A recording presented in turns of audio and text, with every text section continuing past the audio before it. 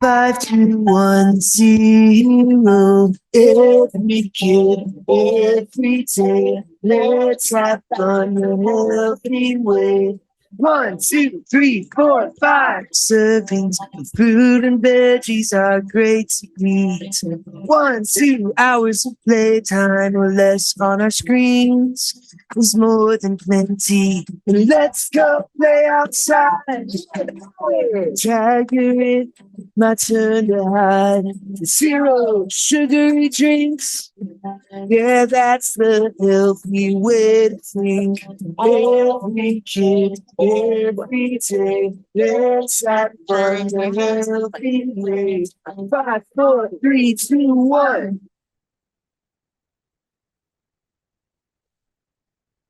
Hello, everyone, and welcome to our Project ECHO for Pediatric Obesity. Again, I wanted to remind you that ECHO stands for Extension for Community Healthcare Outcomes, and our outcomes that we would like to improve are those of the health and wellness of every child living in West Virginia. I am so thrilled today to tell you and introduce our speaker. And our speaker today is Skye Kershner, and he is assistant professor of WVU School of Medicine right here in Charleston. Skye was voted the West Virginia Counselor of the Year by the West Virginia Counseling Association in 2015. I fortunately got to work with him in the early childcare sector, and just can't wait for him to tell us about motivational interviewing today. His real claim to fame is that he appeared in the show Hoarders at some point in time. And his wife wanted me to tell you that it wasn't their house. He was the therapist for the hoarder, just to make sure and make it all clear, okay? One of the very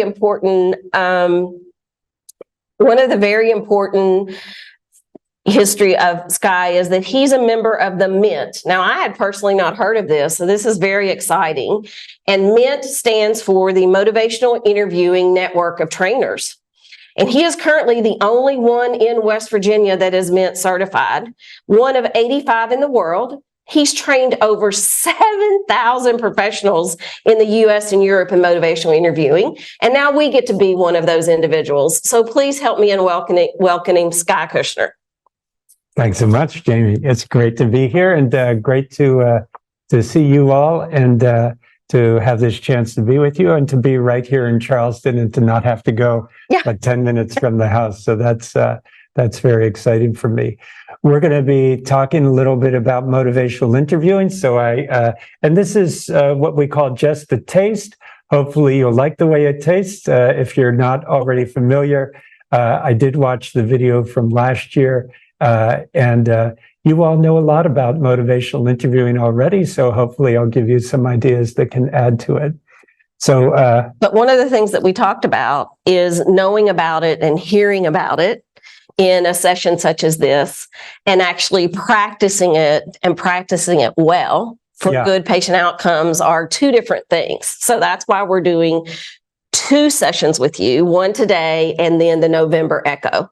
So more to come. So this is the taste. And in between times to practice. Yeah. I hope so. Yes. So there's a difference, of course, between motivational, knowing what it is, and what we call fluency in it.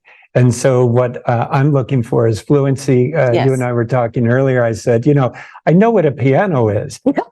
But I don't know how to play a piano. Somebody says, is that piano? Yeah. And can you tell me about the piano? Yeah, it has 88 keys. Some are black, some are white, but you can know what it is. But since it's an evidence-based treatment or modality, you don't get the good results unless you can actually do what it is. So today we're going to be practicing as a group and setting up for some more practice later on. So let's look at the slide deck just to kind of get us going here. So just by way of introduction, of course, here we are in West Virginia. And if we pull out on the satellite, we're going further and further out. And, eventually we pull out so far that we get to see the whole world. So I'm not sure if the slides are showing up. They are. Okay, perfect. And because I believe in diversity, this one's for the flat earthers in case, you're not sure. But this is the photo I'm most interested in. This is from, I think, Apollo 11. This is, and if you and I are old enough to remember this. Yes, And, absolutely. Buzz Aldrin said, he could stick his hand out, and if he closed one eye, he could cover the Earth up with his thumb. And in this picture, especially if you're as old as Jamie and I are, everybody in the world is represented in this picture. This is, they're orbiting the moon, and everybody is in this picture except three people. Those are the three people behind the camera. They were using film camera at the time. But if you think about this picture, everyone you've ever known, everyone you ever loved, and everyone you've ever lost is represented in this picture. So here, starting off, I just want to kind of acknowledge our common humanity and the fact that we're all on this spinning globe together. And I'm just kind of wondering what comes up for you as we just kind of take a breath.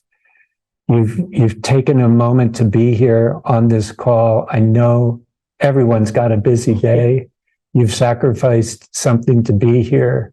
And I don't just mean today, but, all the days when you showed up as a professional when you didn't want to show up, because it takes a lot to be a professional. It takes a lot to show up. And so I'm just wondering if you'd be willing to put in the chat sort of what comes up for you as we just start off and we just kind of connect here. What shows up for you inside as we just kind of look at this photo together? And feel free to put that in the chat. And I think Summer will maybe call those out as they come in. Just what do you notice as we just kind of start off in this way? And by the way, this is where I take a breath and smile, hoping that there will be 3 or 4 generous people who are willing to say something in the chat.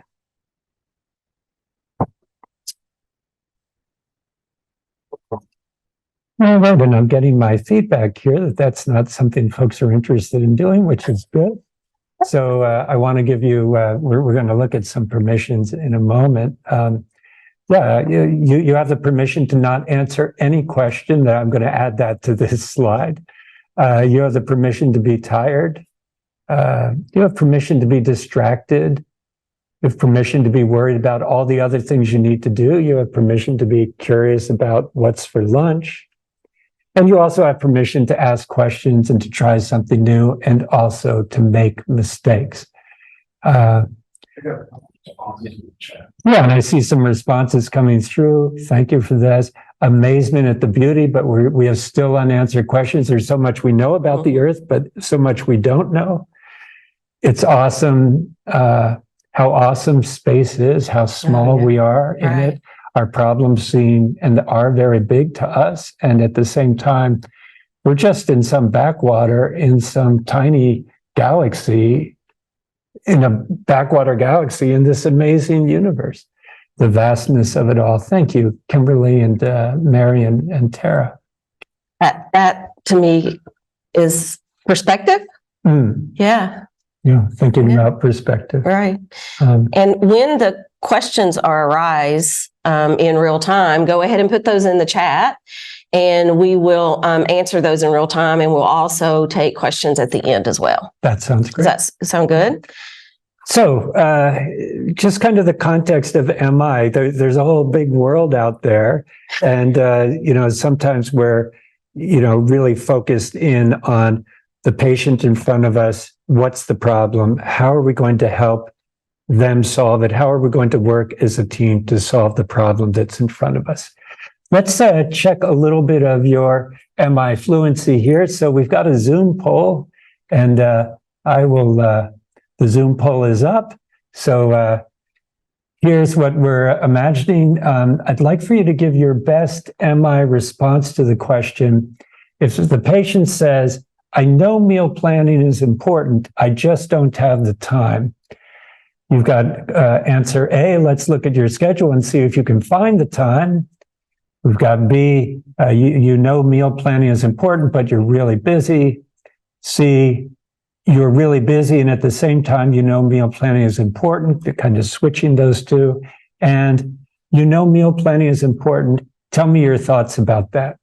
So feel free to throw your answers in.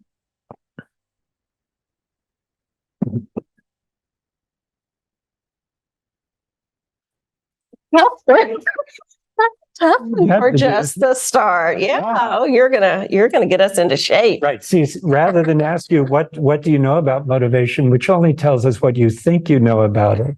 Now we get to find out Yeah, the what real do you- truth what do and you only really the real know. truth. Yeah.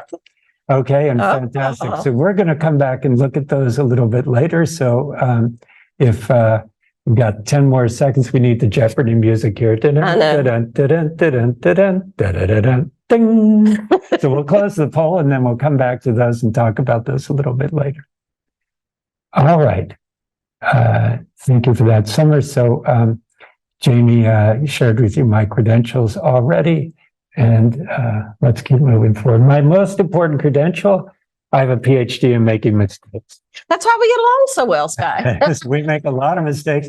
Here I am at my graduation with my mother. She was my main mistake pointer outer. And and learning anything takes a long time, takes a lot of practice, 10,000 hours to get good at it. Right. It's The amazing. the main difference between a professional and an amateur, Jamie, the size of the trash can. Which trash can do you think is the professional's trash can? The one on the right. The one on the right. Yeah, the right. one that's full. The empty one, the little one, is probably the amateurs. I was an exchange student in Germany. I was so shy. I was so scared to try to talk. I basically only talked with people that knew English. And I had a cultural experience, but I didn't really jump into the fluency experience because I was afraid of making mistakes. Right. So here, when we're talking about MI practice, that's going to mean we're going to make mistakes. And hopefully we're going to learn from the mistakes and not have a whole shame process going on. Right, Self-attack exactly. process. I've got uncertainty always about whenever I present because we're building this collaboratively. I do have some slides here, but I'm not sure what's relevant to you. So please ask questions, put those in the chat because we're building this together. If I don't know what your questions are, it's going to be hard for me to know what to address that's relevant. And I think that probably there are a lot of people that are in different levels. Yes. Right. Because if you don't practice and take it up to the next level, then you don't become fluent. So sometimes you have to start at the beginning and start over with MI. So wherever you think you are and wherever you actually are, welcome. You're welcome to be here. Part of the spirit of MI is the culture of compassion, not only compassion towards our patients who are suffering, but also compassion for each other and compassion for trying to figure out how to have conversations with our patients that are going to be effective and work well. You may know the story of how MI started. Bill Miller is in Albuquerque, New Mexico. He's a professor of psychology there.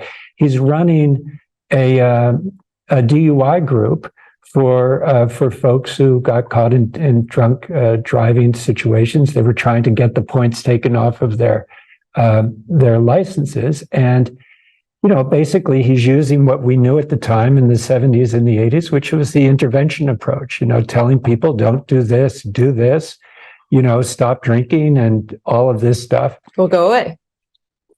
The class attendees weren't listening. They weren't engaged. They were frustrated. He was going home frustrated. And he said to his wife one day, there's got to be a better way to have these conversations because I feel like I'm burning out. We had talked, you had mentioned that earlier. So, and the main problem with intervention was it wasn't very effective. Right. You can intervention maybe 15% of the people you're talking to, as you all know, if you give someone a prescription, what's the likelihood they're going to follow that prescription? It's like 20%. They're going to take the prescription. Maybe they'll fill it. If they fill it, maybe they'll take it. If they take it, maybe they'll follow your instructions.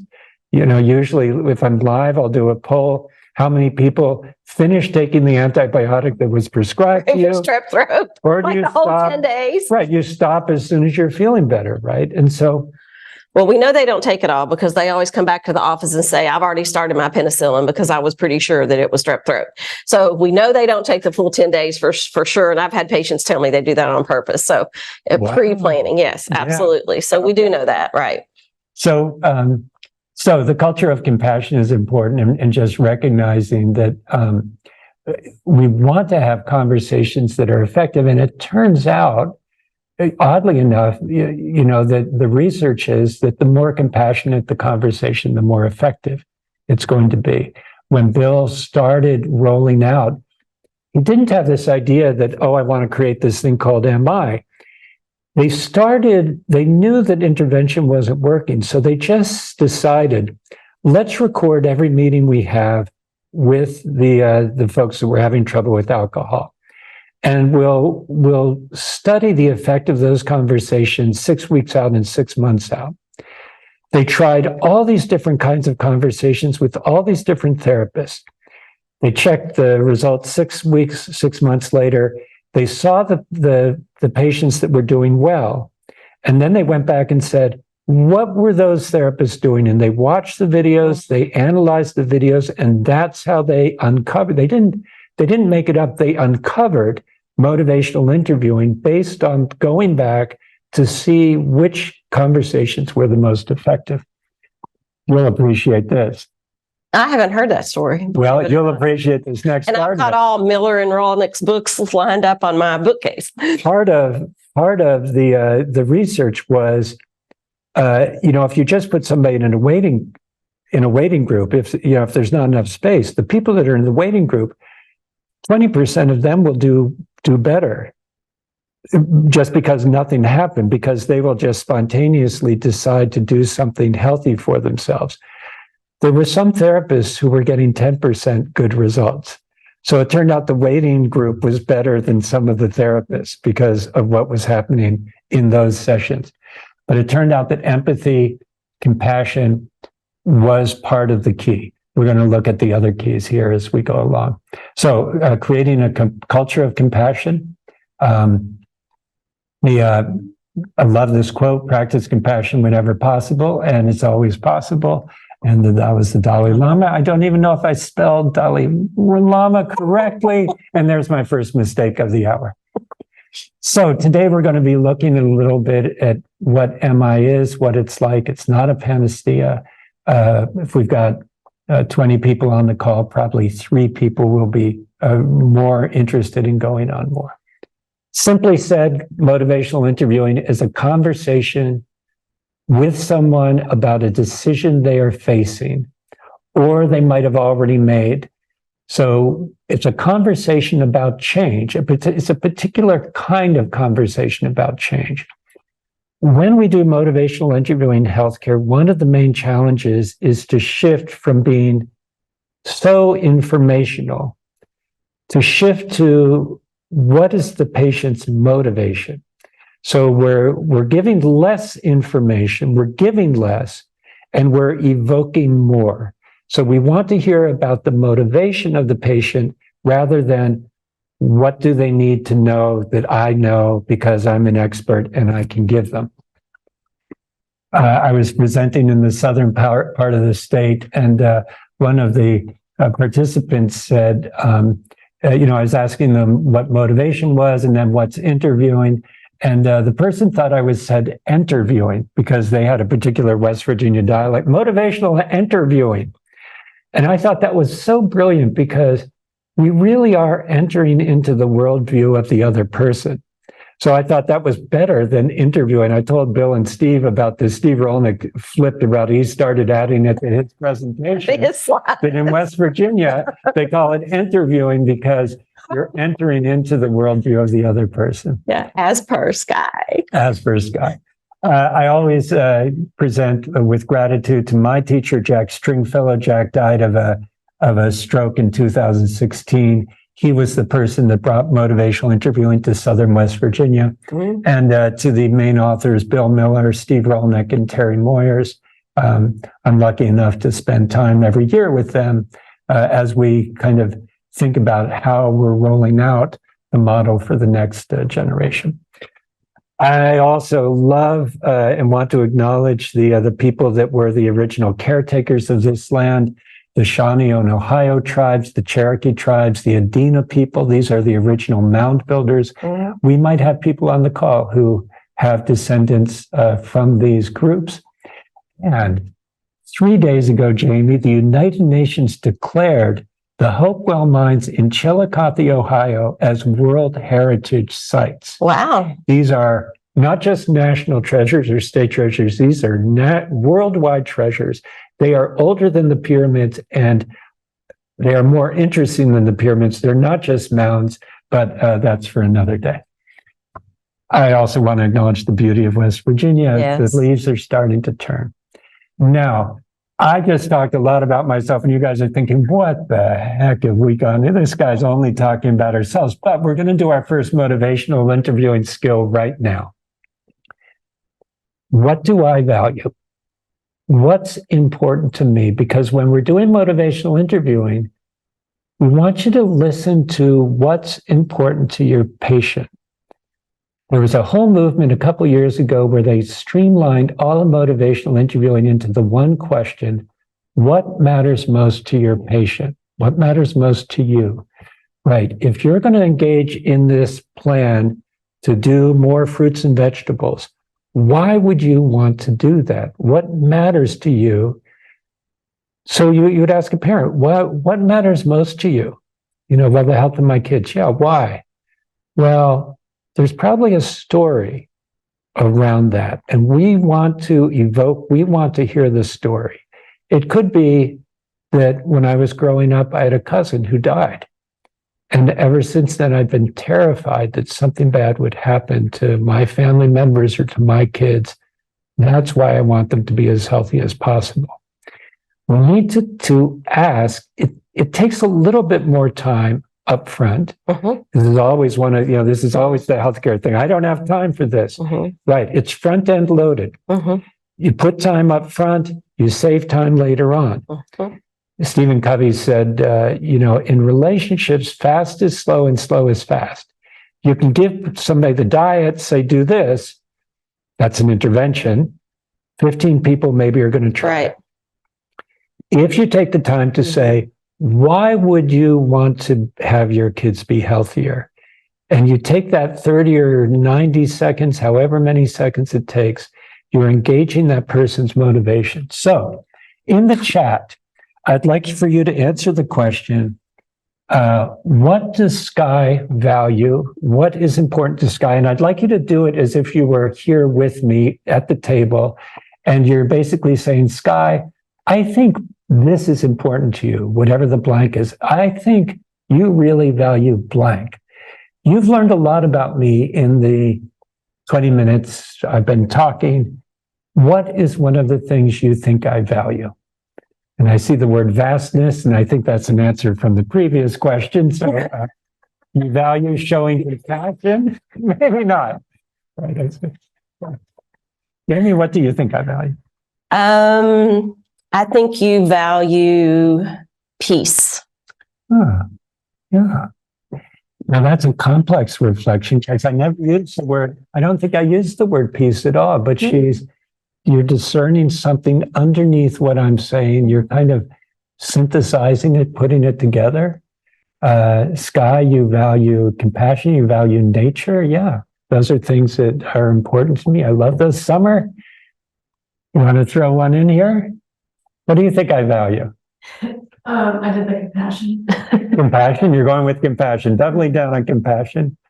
Mary, you value people's input, ideas, and concerns. See, you were tracking that without even knowing that I was going to ask that question.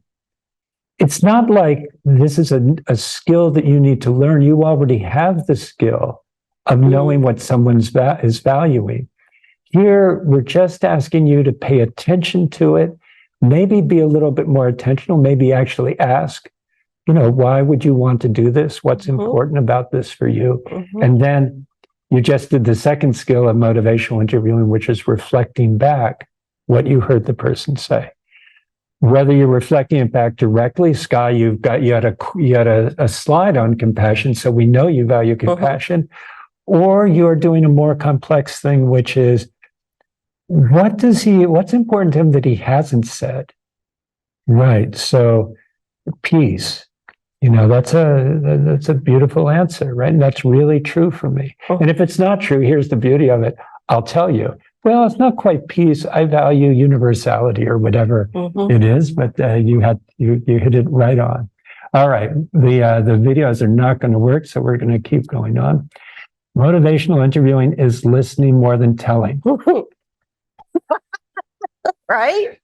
Jamie, I think you were telling me that this was your hardest part. Yeah, this was coming. Yes. Go ahead. Tell us. Okay. Yeah. What's your story? Well, my story is if I can learn how to do motivational interviewing, anyone can learn how to do motivational interviewing, because I really have a hard time shutting up. And I'm really good at telling people what to do, especially my 4 kids. And I can be very definitive and very motivational in a cheerleading kind of way. Yeah. Right? Yeah. So I struggled a long time with learning motivational interviewing. And one of the things that I did that I often recommend to a lot of providers is to use the intervention tool called Change Talk that's on the AAP Institute of Healthy Weight. And it is essentially an avatar, and you're talking as the provider, and you've got mom and the child there, and over everybody's head is this little thought bubble thing. Yeah, that goes between green, yellow, and red. So the more motivational, open-ended, empathetic you are, you're going to stay in the green. If you start getting away from that, you go to the yellow. If you make a statement that is telling and directive, and not really going on with your same spiel that you do with every patient, and not really listening to what your patient just said to direct you in a different way, you get the red. Let's send that out. I do all the time. And I tell everybody, you're going to do it once and you're going to hate it, because you listen to yourself and what you're saying. Yeah. But that's really how you learn. So this avatar gives you direct feedback. Oh, and does something come up and say, Jamie, you're talking too much? Is that No, it won't say you're talking too much, but it will. You can ask for help, like call another provider kind of thing. I'm going to call Sky and get what I need to say in this instance. Yeah, and so it's incredible. So AI is bringing in all sorts of new ways of practice learning this. And one of the challenges is who's doing most of the talking. And so this slide is the most important slide. This is the most important concept. If you can understand this one concept and apply it, you can do motivational interviewing. You could just stop right now and go enjoy your lunch. The problem is it's hard to do. And here's the concept. What you say to the patient only counts one motivation point. This is why talking more than the patient is talking doesn't work. This is why nagging doesn't work. Right. We've all had people nag at us, right? People telling us what to do doesn't affect change. In fact, it might be counterproductive to change. Right. Absolutely. It doesn't matter what matters. It does matter. It matters one point. What the patient hears themselves say, this is it, drum roll, please, counts 1,000 points. I love it. What the patient hears themselves say, this is true about human nature. This is what the research is showing. People believe what they hear themselves say.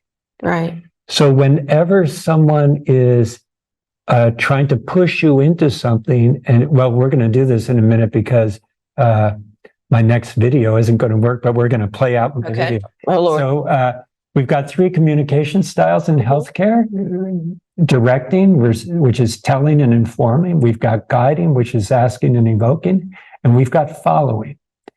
So And when we've researched out communications in healthcare, no surprise, 70% of healthcare providers are spending 70% of the time telling and informing, right? You might ask a couple questions for information, then you start telling them where they're right, where they're wrong, what they need to do. Very little asking, very little listening. So in motivational interviewing, we're looking more for like a across the board line, 50% on each side. And we're listening and we're evoking the client's motivations. We're not as interested in information. So since this video isn't going to work, we're going to do it. Oh, we're going to do it? Okay, yeah. What's my role? You're somebody who doesn't like vegetables and fruit. Okay. Yeah. Listen, I really think you eating more fruit and vegetables is really going to help you. Okay. And you could start today because there are vegetables all around. I've got some bananas outside in the waiting area. You could take some with you. I like bananas. I'll get one and take it home. You're supposed to be hard for me. You're supposed to not like any. You're too compliant. Oh, good. So you'll take bananas. Banana. That's fantastic. Yeah, but I don't really like vegetables. Okay, so you're willing to eat bananas all day? Well, I don't eat them that often. I eat them sometimes. But bananas are so healthy for you. They have great potassium. They're going to help you not have cramps. I don't know what other good things. And the sugars are like, they're kind of mixed in with the nutrition. Bananas are just great. You did a good job. Yeah, thank you very much. So, on informing me about the health benefits of bananas. Yeah. Is she going to eat bananas? Is she going to eat 5 bananas a day? No. No, right. So she went into compliance mode, which is, one of the things that's hard. Right. Well, but a lot of the patients, when you suggest to them to do something, they're going to tell you they're going to do it knowing full well they're not. Right. Right? You're an authority. Right. So that's why I'm going to take your banana. They don't want you're going to take my banana. I'm going to take your banana. Yeah, you're going to take my banana. So in motivational interviewing, we want to kind of drop the rope. We want to move from a tug of war, and Jamie wasn't giving me a whole lot of resistance, so I couldn't. I was surprised she gave up the banana right away. I thought she was going to say, no, I'm not going to do it. And then we were going to argue more about it. So we want to move from a tug of war, which is the problem is between us. I want you to eat more fruits. You're telling me you don't. Or I want you to eat more vegetables. Not going to do it. Right. No. Don't like them. We want to move the conflict from between us to within the patient. Okay. Right. So we want the patient to struggle with the conflict rather than we want the conflict between whether I should eat vegetables or not to be in your head rather than between us. So we call that the difference between wrestling and dancing. We want a conversation where we're dancing more. I thought you were going to tell me change talk, but I guess that's at a different level, right? Well, okay. Right. But change talk is when anything that the patient says that moves in the direction of change. So let's do that now. So, Jamie, the research shows that eating more fruits and vegetables is going to be healthy for you and healthier than what you're currently doing. What do you think of that idea? Well, but I don't like them. Right, so, you don't like them. What don't you don't like any of them? Well, I'll eat some at a restaurant, but I don't like them and I don't like to cook them. So I guess it's more than just not liking them. Okay, so did you see what happened? She said, I don't like them. And I just simply I dropped the rope and I said, yeah, you don't like them. And she said, well, I'll eat them at the restaurant. That's the beginning of change talk. She's now given me something I can work with. Really, you'll eat them at the restaurant. Mm-hmm. What do you like to eat? What kind of fruits and vegetables will you eat at a restaurant? Brussels sprouts. I'll eat Brussels sprouts at the restaurant, but I have no idea how to make them and I've never bought them. Yeah, the ones at Tidewater with the maple syrup. Oh. No, that's too much sugar, Sky. Sorry. Forget I said that. No, so the ones at the restaurant and Brussels sprouts of all things. Right. Yeah, it looks like you really love the Brussels sprouts. Yeah, I do. I really enjoy them. Are there any other fruits or vegetables that the restaurants do that you don't know how to do at home? let's see what else. The asparagus, whenever I've tried to make it, it's real soggy, but it's really crisp when I have it out. Yeah. So maybe I just need to learn how to cook. More change talk, right? Rather than me say to her, you need to learn how to cook these things. Why don't you go to the website, get the menus, and then take them home and cook? If I had said that, I'd only get 1 point for it. The fact that Jamie said it herself, more or less spontaneously, she's way too easy. But the fact that she said, I need to learn how to cook these so they're not soggy, 1,000 points, right, in the direction of change. So that's what change talk is. Right.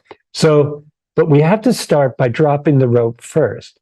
I liked what you said about that as far as dancing versus wrestling. So if you're wrestling and you feel that tension, you're not doing it the right way. If you feel the patient pushing back on you, you've dropped out of the MI model. Okay. So when that happens, because that still happens to me, right? Yeah. When that happens, at that point, at that juncture, what is the best thing as the provider to do? Yeah. And you've got to do this non-sarcastically. It's your life and it's your choice. What do you want to do? Okay. Because you could say, it's your... What would the sarcastic be? Well, it's your life, Jamie. If you want to go through your life without... Eating a banana or Brussels sprouts. Shortening your life by 5 years. So this is where the compassion comes in, because we're all suffering. Yeah. And we all choose things that create more suffering. So we call this affirming autonomy. Okay. So I'm going to affirm your autonomy. So let's do that. Okay. So maybe if you could hold on to the idea that there's absolutely no fruit or vegetable. Okay, I can do that. I hear it every day in my patients. Okay, so just be one of those. Okay, I got it. I know who I'm going to be. Yeah. So, I was just wondering, how do you relate to this information that fruits and vegetables is going to be healthier for you and your daughter?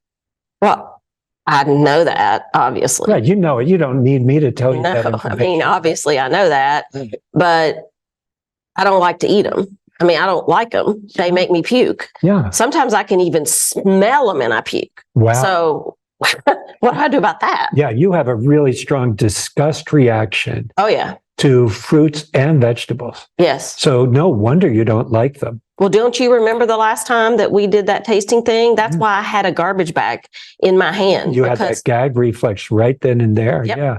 And do you know it well enough? Are there some that just cause you to gag more than others?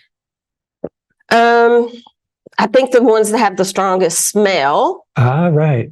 So you really hate all fruits and vegetables, but especially the ones that have this. Yes. Yeah. Yeah. So it's really up to you.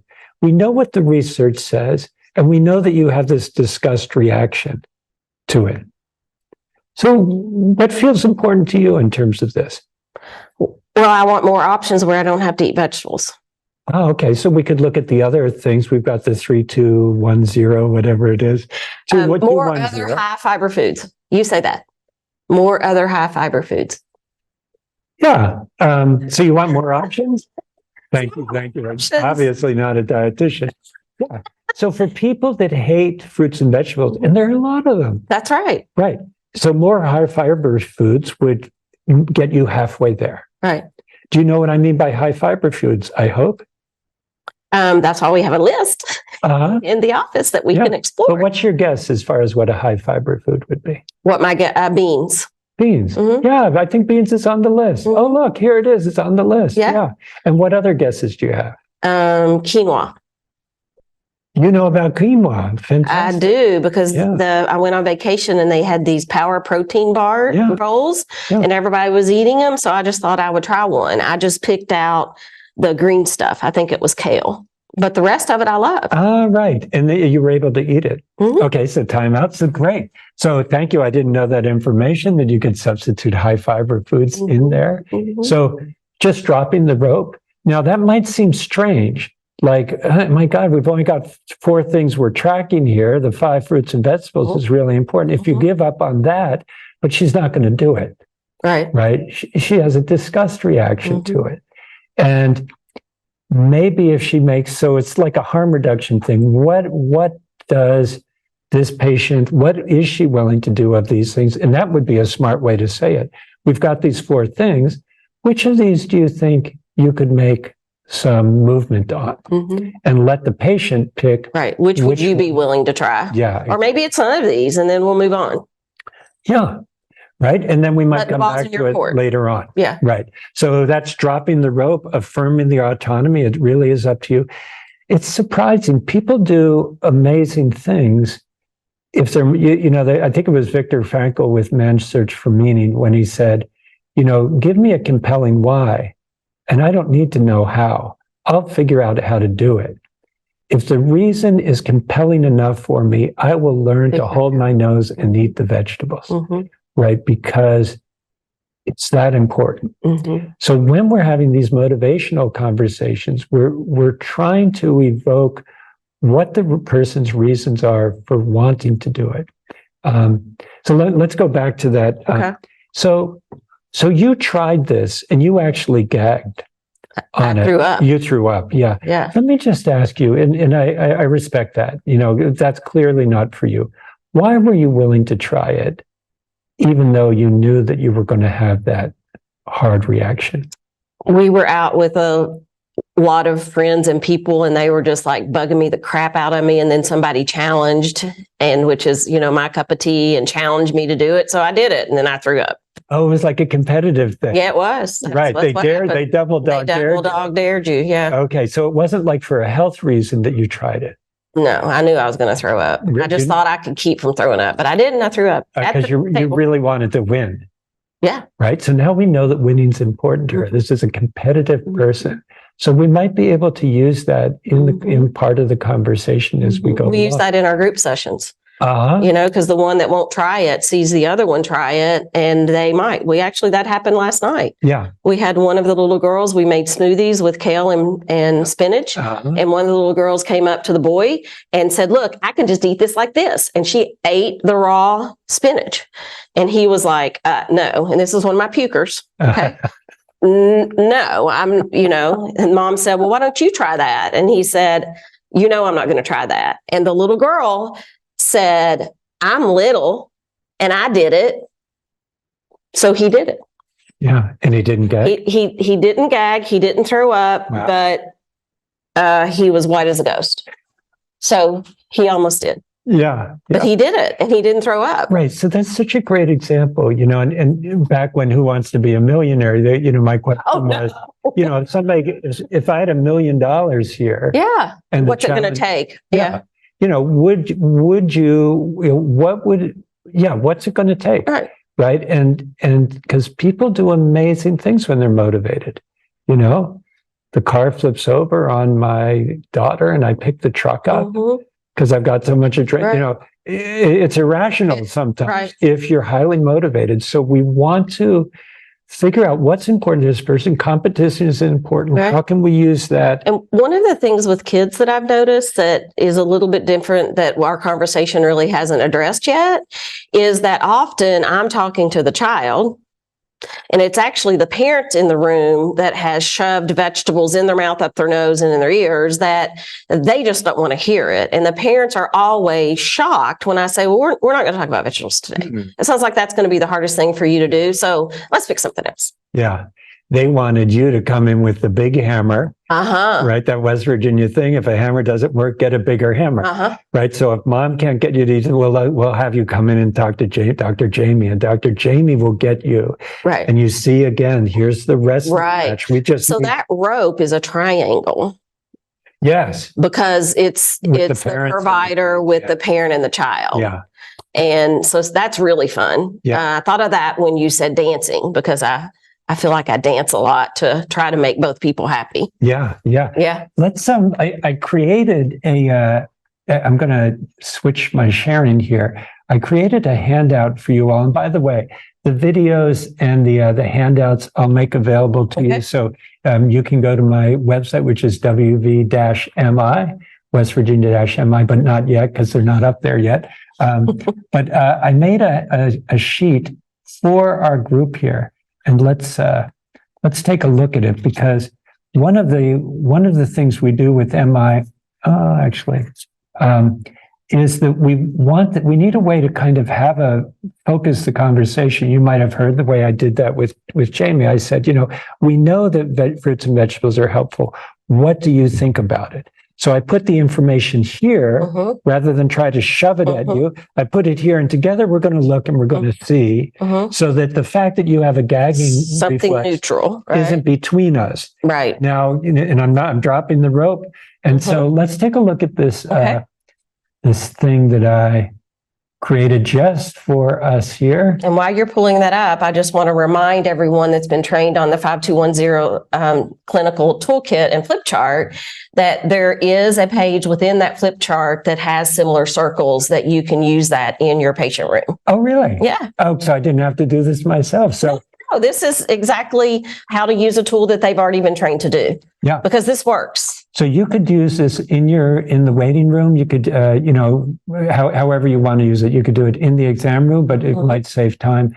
So I've got the 5210 categories here, and then a couple other things. I threw in sleep, something else, a couple blank ones. You can fill those in, or the patient could fill them in. And then I'm kind of leading probably the mother or father, the parent or the guardian through a little motivational interviewing warm up in the handout. Now, I know not a lot, but a number of our parents, guardians don't like to write. They don't like to read, but for those who are willing. So what are some of the things you're doing well already in these areas? What are the changes you've already made? Well, I'm eating more bananas, right? Ever since I talked with you, or I'm eating more fiber, right? And then over on this side, what are the things you might consider adding? What are the things that you could do now on top of what you're already doing, if you wanted to? Again, dropping the rope, if you wanted to. List out those things. What are those things? Why might you do that? Here, in what ways would it be important for you to figure out the Brussels sprout recipe? What's your confidence that you'd be able to cook asparagus without it getting soggy, right? So it turns out that readiness or motivation this is an interesting algebra thing. Readiness is a combination of importance times confidence. I think that's... If you think about somebody with smoking, I know it's bad for me. I know it's hurting me. I'm coughing up blood every morning. I just don't think I can do it. I've tried everything and I never worked. So the importance might be at a 10. My confidence might be a 0. 10 times 0, 0. Right? So we're always looking at sort of ready, willing, and able. Importance and Love that. Do you think you can do this? What could help build the confidence, and then possible next steps? This could be something before they come in. This could be something as they're leaving, after they've had the conversation with you. I'm thinking about Brussels sprouts differently now. Let's see how we're doing on time. Let's see if there are any questions. We've got about 10 minutes left. What questions come up for you? And then maybe Summer can tell us if there's any questions coming up for anyone else. Do I have questions? This is why I'm turning to you and seeing if you... Okay. I thought we were going to take questions for the chat. So let's have you guys put any questions that you have in the chat. I have one comment. Do you remember I told you how hard it was for me to start doing MI? And one of the things that made it easier for me was a trick that I would like to share. And it's what I call MI 101. And all the residents that I've trained will probably remember. Do you remember the staples, and it had that button that had the red button that was easy? That was easy. Remember that? Remember that? Okay. So to me, the way I learned to do MI was to ask permission, because to ask permission to talk about something set a different tone than I was used to and that my patients were used to. Yeah. So it broke that mood. Yeah. it was something that I could do that was easy, Yeah. that led me into the things that came. And I mean, it was really, really a very hard thing for me to learn. And that's one thing that I remember in the beginning that was helpful. So I think, and I love this as far as a tool, because it actually helps you walk through that, right? Yeah. And it provides kind of a pathway of walking through to use your MI until you get really fluent. Yeah. Yeah. That asking permission is so important. And that's another way of affirming autonomy. Rather than going in here, I'm going to tell them about 5, 3, 2, 1. Almost. Let's do it. 5, 2, 1, 0. Come on. 5, 2, 1, 0. Come on. 5, 2, 1, 0. You Okay, aced got it. it. Awesome. So rather than go in there and say, I'm going to tell them, I'm going to ask permission. Say, would it be okay if I tell you about what we know about how other people have gotten healthy, how other people have lost weight? It might not be the same for you, but this is what worked for other people. And I always tell them it's not for me, it's for my other patients. This is what my patients learned when they were motivated. They had to figure out how to do it. Yeah. That's what I'm sharing with you today, is how they do it. I don't know if that's going to work for you, but that's going to start our conversation. Yeah. So me as your coach can help you figure that out. Help you figure that out. That's so skillful, right? Not me. So in MI, I'm an expert at how other kids have lost weight. Right. You're the expert on how you're going to do it. Right. And so again, asking permission. Now asking permission is tricky because the person says no, then we drop the rope. We accept that. You don't want to talk about it today. That's perfectly fine. And we've got, what would you like to talk about? That's why we've got the empty circles. Is there anything else that's important for you? Right. So we're it's kind of like a collaborative agenda. Exactly. Set. Yeah. Exactly. Let's see if there's any other questions. Yeah. And I'll share a screen if there aren't. Some or anything? All right. So I'll just go to one other piece. So you're already sort of familiar with this idea of these bubbles. And let's go to what we call the 4 processes. So I call this running the bases. So there are 4 processes in MI. Usually it's showed like this, a staircase. And if you imagine Fred Rogers and Ginger Rogers and Fred Astaire, dating ourselves again, dancing up and down the stairs. But I like to think about it as a baseball diamond, because it's so tempting to steal third base, to go from home plate and run right to third and say, here's the plan, here's the diet, here's what we want you to do. That's an intervention model. If you're going right to planning and how to do it, you're not doing motivational interviewing, because we want to talk about the why first. So it's who, what, why, and how. And what I like about the baseball diamond is every time the client or the patient says something, it's like they're throwing us a pitch. And our job is to hit the pitch back. That's what making a reflection is. Okay, so the patient's in the middle of the mound. Right. And us as providers are with the bat, and I'm waiting. Hitting it back. Okay, so this is the same kind of thing. If I get 1 point, but if I hit this ball back and listen to what they say, I get 1,000 points. Exactly. I love this. What they say gets what they say gets 1,000 points. So when you say you hate vegetables, they make you throw up, I just hit it back and say, right, you hate vegetables, they make you throw up. You're not going to eat vegetables just because it's on the sheet. Right. And then I say something else, because that's how conversation goes. Exactly. Okay. So I'm hitting the ball back every time you say something. Now, sometimes Jamie or the patient is going to throw a softball. It's easy to hit back. Sometimes they're going to throw a fastball. Sometimes they're going to throw me a curveball. And sometimes they're going to try to hit me with the ball. Right? You've got to be ready. They come and say, I got to tell you one thing, I'm not eating any vegetables. That's right. Don't ask me to I heard that you're going to do that. Right. You say, yeah, right. I can, and then we reflect back that you just tried to hit me with the ball. Right. I could see you're really mad at me because you think I'm going to tell you, I'm going to push you around and make you eat vegetables, and you gag when you eat vegetables. Let me tell you, I'm not going to do that. What? What do you mean you're not going to? No, not going to do that. This isn't my diet for you. We're going to talk about what makes sense to you, what you think is going to work, and why you would want to do it. Dropping the rope. Okay? So you've already got your focus here on first base. Your focus is we know what the healthy things are statistically, right? I was talking with Dr. Ramakrishna a while ago, and he says, we can't say that smoking is going to be bad for you. All we can do is we can say smoking is statistically bad for you. But every now and then he meets somebody that smokes 3 cigars a day. They're 100 years old. They've got no heart problems, right? So your mileage is going to vary. Only you can know if it's bad for you to not eat fruits or vegetables. First base and home plate are common across a lot of patient-centered practices. We're not really doing motivational interviewing until we get to second base, and that's when we're doing evoke and change talk. And that's what you saw me do earlier in our thing. And we don't get to planning until the very end. And you heard Jamie, she went to it spontaneously. I guess I could learn how to not make my asparagus soggy, right? She said it. I didn't say, try 2 minutes instead of 3. That would be my plan for her. Right. She said, I've got to learn how to cook. Right. You're going to learn how to cook. All right. I do know how to cook Brussels sprouts and asparagus, by the way. I bet you. But I didn't learn until later in life. So that's kind of a real thing.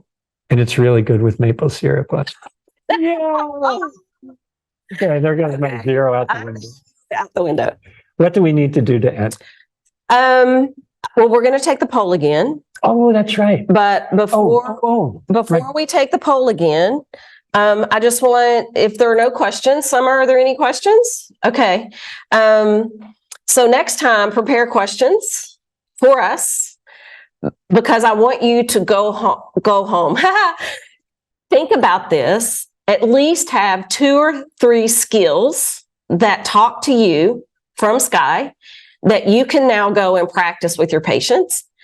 And don't pick the hardest patients ever to start with. Pick the patients that you already get along with, that you have a good relationship, that you're not wrestling with. Start with them. Start with the low-hanging fruit. Start asking permission.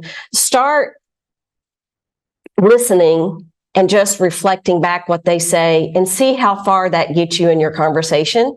And that can be about anything. Anything for your checkups, anything for treatment. Just try to emulate that sense and spirit of MI a couple of different times on purpose, doing it, even if you have to write it down, or even if you have to walk in with this sheet or write down what you're going to say, which we'll get some examples of more when we're practicing, right? You've got to do it strategically to make sure that you're learning to walk up the stairs to get to fluent.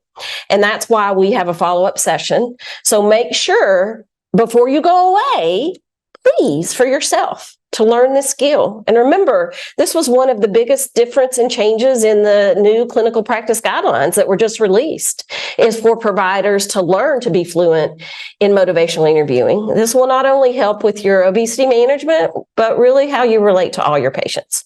So that's my final. Fantastic. Let's look at the poll. If we've got time, can you bring up the results from that? Yes, thank you. You guys were amazing.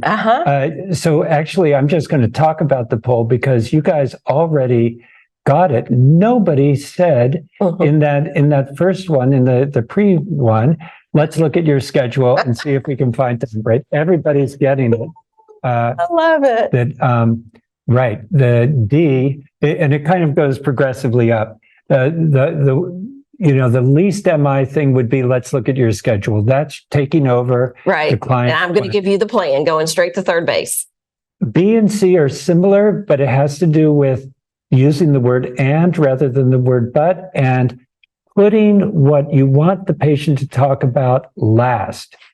If you say, I know meal planning is important, but you're really busy, they're going to talk about how busy they are. Right. If you say, I know you're really busy, Jamie, and at the same time, you know that meal planning is important, she's going to talk more about how meal planning is important. That's going to evoke more change talk. But D is the best of them all. You already know that meal planning is important. Tell me more about that. Why, in your mind, is meal planning important? And then we separate out compliance from, is she really engaged? Because you say, well, I know it's important because you told me so. Well, okay, that's nice, but what are your reasons that it might be Right. important? Because I want my kids to be healthy. Right. You want your kids to be Right. healthy. That's really important to you. Right. Thank And you so why? Thank you so much for having me. I really appreciate the time. I think I'm this looking was forward- awesome, and I hope you guys enjoyed it and get to practice some in mine before we see you in November again with Sky. 5, 2, 1, 0. Every kid, every day. Let's have fun in a healthy way. 1, 2, 3, 4, 5 servings of fruit and veggies are great to eat. 1, 2 hours of playtime or less on our screens is more than plenty. And let's go play outside. Tiger it. My turn to hide. 0 sugary drinks. Yeah, that's the healthy way to think. Every kid, every day. Let's have fun the healthy way. 5, 4, 3, 2, 1.